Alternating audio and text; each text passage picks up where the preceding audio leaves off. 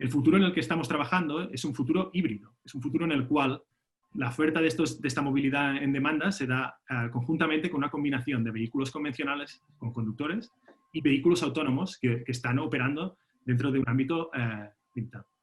El vehículo autónomo, por eso, lo que sí que tiene es un potencial enorme, ¿no?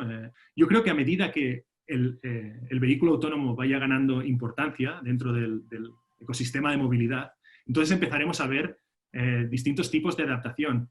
Y uno de los papeles claves dentro de esta adaptación pues, es el tema de la comunicación, ¿no? Con los sistemas de comunicación tanto entre vehículos como de vehículos a infraestructura, lo cual podría dar muchas ventajas, por ejemplo, a nivel de seguridad, ¿no? Con temas de, por ejemplo, lo que aquí se conoce como la oclusión.